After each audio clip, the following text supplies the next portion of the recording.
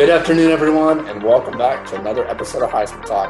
I'm Natedogg with my co-host here, Devonair D. Jackson. D, how are you doing today?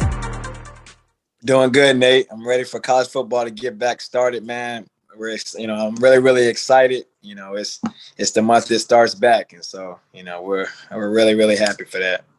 Absolutely, we are less than a month away from college football starting. Some of the biggest games this year that we unfortunately missed out, the non-conference play back in 2020. But D, before we get to this season, which we'll discuss next week, there's a few topics that we need to discuss. The first item is the NIL. Now, D, we know that the NCAA recently approved the NIL deals.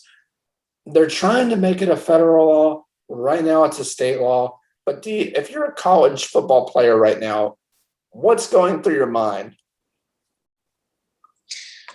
Man, it's a crazy different time we're living in. As an athlete, man, you got to be excited for it. It's got, it allows for more of a potential revenue, earning for you, and a potential revenue increase for you while you're in college. You being able to profit off of your name, your image, and your likeness, man, you've got to love that as a college athlete. Now as older people, have been saying, and coaches and even the parents of players, these guys, they've got to be smart with their money. They've got to be smart with the deals they sign. They've got to be smart with it because if you don't have anybody managing that money, a lot of people end up, making bad decisions with money, and these guys are college students. So, I personally, I think it's a good thing for college sports to allow an athlete to profit off of their, name, image, and likeness. But it also comes with some pitfalls that they're definitely going to have to be wary of. And they're going to have to look out for those. So. Yeah, indeed. You bring up a good point. You bring up the fact that they're going to have to learn how to manage their money. These are kids that are coming out of high school, probably, never having a job before. And if they do, minimum wage at the local grocery store, right? Making $8 to $10 an hour. Now we've got reports of a starting quarterback at Alabama who hasn't even played one game yet that's signed endorsements worth up to almost $1 million. And one aspect that comes with that are these agents, these sports agencies. They're gonna want their profit too, D. So it's not only how you manage your money, but who you allow to manage your money with too. And on top of that, you've got these companies that are going to have first dibs if you decide to go pro, if that is the case. So, yeah, I mean, it's going to be very, very intriguing to see how this unfolds and potentially even future lawsuits down the road. But for now, it's very exciting. Like you said, as a player, the fact that you can now make money off of your name, image, and likeness, whether it be jersey sales, autographs, teaming up with certain brands or companies, and even possibly a new NCAA football video game, which everyone wants. So, D, that is one order of business, and we'll keep in touch and try to make sure that we can keep y'all up to date as things unfold. Right now, it's a state law. Per state, they're trying to make it an overall federal law. So it's for the nation. But D, that brings up another point of mine is, it's not per conference, it's per state. And so you've got states like Georgia, Oklahoma, Texas, Alabama, who have already signed it and it's already gone into effect. But then you've got other states like South Carolina, California, and a few other states that won't go into effect either next year or even I saw one that was 2025. So D, that could even affect the overall process of recruitment. Players are going to want to go to these states that already have it in place to where they can make money right away. What are your thoughts on that, D? Yeah, man. Excuse me. Yeah, that's tough, man.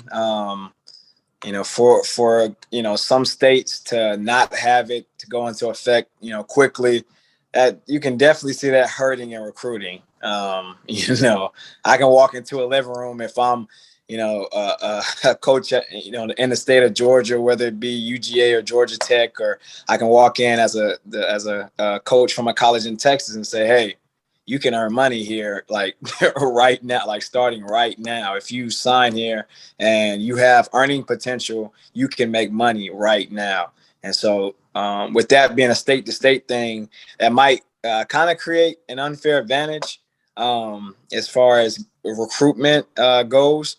But we're just gonna have to see how that plays out. You know, this is uncharted territory, you know, for everybody. And so, you know, we're going to have to see how it plays out and kind of, you know, follow it by, you know, just seeing how, you know, what happens. So. Yeah, indeed. Again, you bring up another great point. You can make money right now. And what we're starting to see even is this NIL effect trickle down into the high school level. We recently saw former Ohio State commit for the class of 2022 forego his senior year to go make money now. And, you know, he says it's his college decision, but D, we know ultimately that he's trying to get a head start of this NIL deal. D, is it too much? I mean, are high school players going to kind of lose track of these programs in the sense of trying to make money now to where, you know, it really doesn't even matter about recruiting, because what's going to happen is these guys are going to go in as 4 and 5 stars, and 2 years down the line, they find out, A, they're not making the maximum amount of money that they thought they were going to make, and B, they're not even starting. So this could take even effect on the transfer portal and how players go about that for the next 2 to 3 years as they move through their college careers. Yeah, man. That's gonna be tough. You know, it's gonna be this thing to where I guess you're just gonna have to, like I said, see how it plays out. You're gonna have to, you know, kind of take it case by case. It's gonna, you know, with that kid doing what he's doing, it's kind of gonna be like a case study. Like, okay, this is the first time that it's ever happened, and so now what happened to that kid?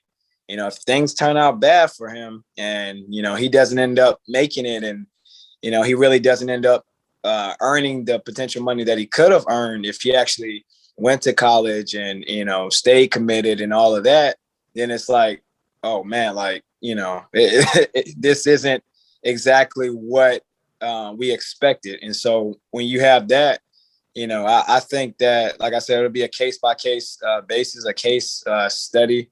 And, you know, we'll have to really see exactly I didn't mean, I just messed up. I didn't mean to say not going to college. I meant to say not finishing up high school. Right. But yeah, it's the thing. We're going to have to see, you know, how it goes. You know, like I said, it's a case by case basis. And, you know, he could be a story that doesn't turn out well because he didn't come into college being as prepared as he would have been if he did play his, you know, play his senior season in high school. So yeah, and honestly, only time will tell. I mean, this won't be the last time that we see this, probably in the next few years, if not longer. But you know, the prime example that I think of is a guy like Tate Martell. Tate Martell was a 5-star quarterback coming out of high school, went to Ohio State, and ended up transferring to like 3 schools by now. I think he's going to UNLV now. After transferring and decommitting all these places. And, you know, like I said, out of high school, he was one of the top quarterbacks, one of the top players. And now he's not even talked about. I don't even think he's playing quarterback. I think he's playing wide receiver. So, you know, that's why I think that in a lot of ways, this could take a negative effect on the high school level and how it transitions to the college level. Be sure to give this video a big thumbs up. Subscribe down below and click the bell for your notifications when we post new videos, because it's about to get serious. Until next time, this is Natedogg and Devonair D. Jackson signing off.